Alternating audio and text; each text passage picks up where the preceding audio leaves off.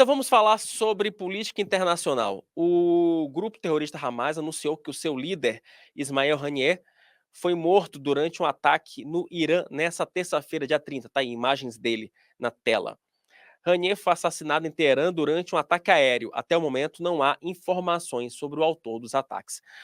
O Irã confirmou também que um dos guarda-costas de Haniyeh também morreu na ação e está investigando o caso. Duda, vem para cá, meu amigo, por gentileza, deixa eu dividir a tela com o Duda.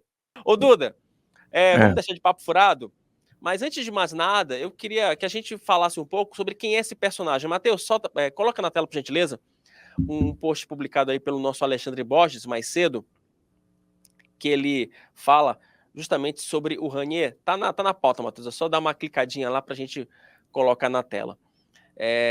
Um post aqui chamado, cadê, tá aqui? Ismael Haniyeh, terrorista sanguinário e bilionário corrupto. Né? Porque o Haniyeh, né, ele nasceu em 62 no campo de refugiados de Shatz, na faixa de Gaza, né? E trabalhou como pedreiro em Israel e foi ativo do Conselho Estudantil da Universidade Islâmica de Gaza nos anos 80. Entre 89 e 92, Haniyeh ficou encarcerado na prisão e em 97 tornou-se chefe do gabinete de Ahmed Yassin, fundador do Hamas. Sua ascensão ao poder ocorreu após o assassinato de Yassin durante a segunda intifada. Tá aí um perfil bem bacana feito pelo nosso Alexandre Borges, mas Duda, para além da questão da vida de luxos do Haniyeh, vamos falar sobre quem é esse personagem, né? O que ele representa hoje dentro dessa política ali no Oriente Médio, Duda? Tá. Bom, o Haniyeh, ele era a cara mais conhecida do Hamas, porque era ele que dava as declarações mais importantes, era ele que viajava, que encontrava, ia na Turquia, encontrava com Erdogan, era meio que um grande. Ele era realmente o cara que estava no topo do Hamas, mas que fazia essa missão também de grande diplomata, né, de embaixador. E que dava as declarações mais importantes. Quando a gente compara, por exemplo, o Yahya Sinwar, né, que governava a faixa de Gaza, tem uma diferença interessante entre eles, porque o Sinwar estava na faixa de Gaza e com um viés mais radical, né? Então é o seguinte, eu não estou dizendo aqui de forma alguma que o Haniyeh seja um moderado, tá? Qualquer membro do Hamas é um radical terrorista.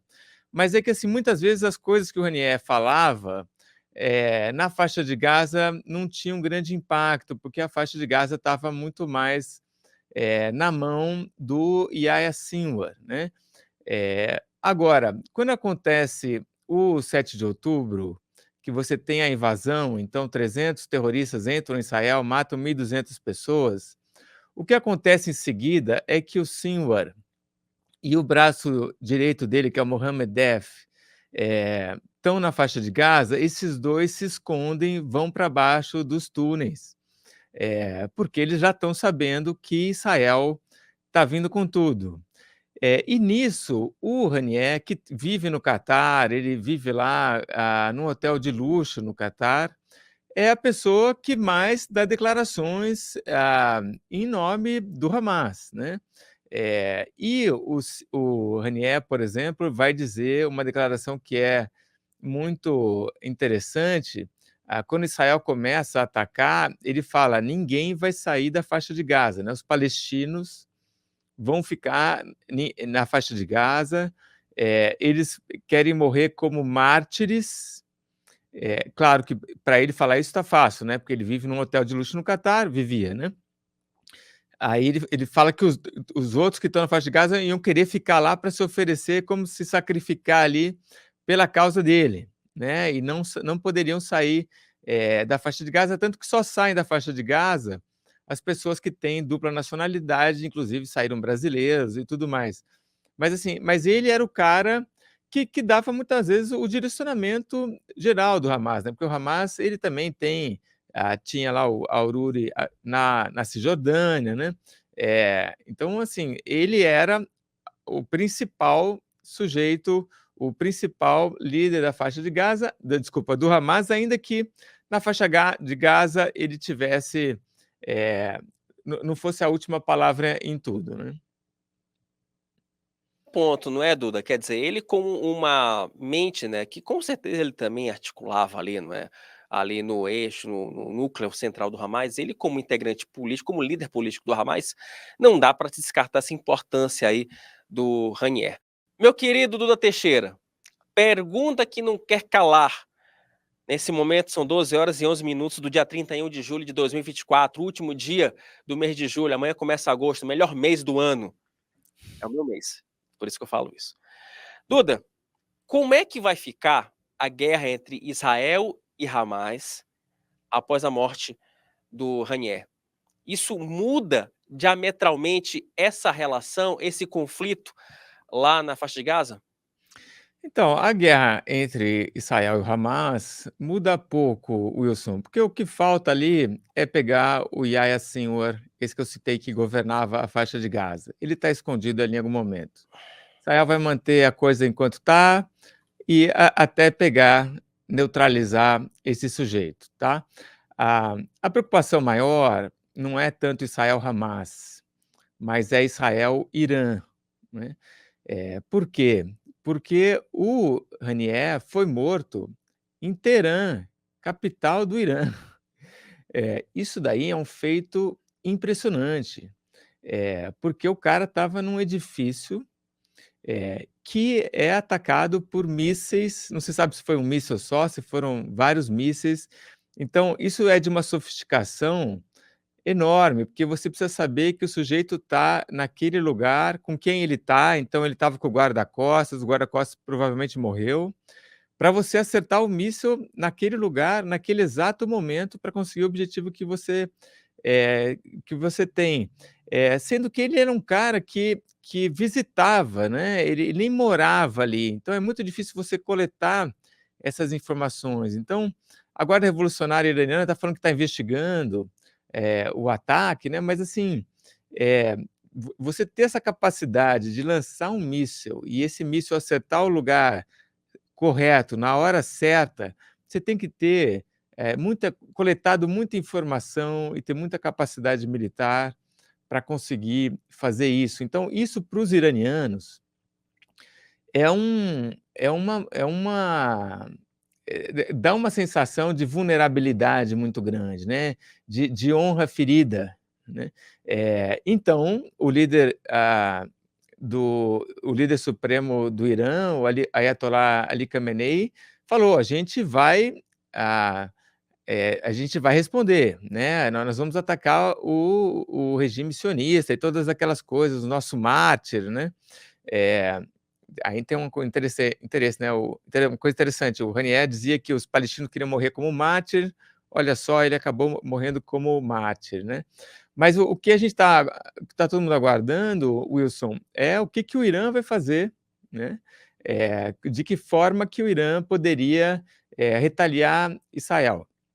É claro que a maneira mais fácil que o Irã tem para fazer isso é via Hezbollah, né? O Hezbollah é o grupo terrorista libanês, xiita, como os iranianos, que tem uma relação muito próxima com o governo iraniano, muito mais próxima até do que o Hamas tem com o Irã. Então, o Irã poderia fazer isso via Hezbollah. E o Irã, a gente pode retomar também, o Irã fez uma resposta a Israel em abril, quando o Irã disparou 300 mísseis balísticos, mísseis de cruzeiro e drones contra Israel, depois que Israel tinha matado, aí eu acho que foi um general, dois generais iranianos em Damasco. Eu não sei se isso foi uma resposta, acho que foi esse o caso. E aí também o Irã promete uma resposta e vai lá e lança esse monte de míssil contra Israel. O sistema de interceptação israelense interrompe, né? Quase 98%, são poucos os que caem de fato em Israel, mas é a primeira vez que o Irã atacou Israel diretamente, né? Não via o Hezbollah, não via os Houthis no Iêmen, os Houthis que, aliás, um deles sentou do lado do Alckmin, né, agora, mas enfim. Então, assim, a gente já tem esse precedente do Irã atacar Israel diretamente.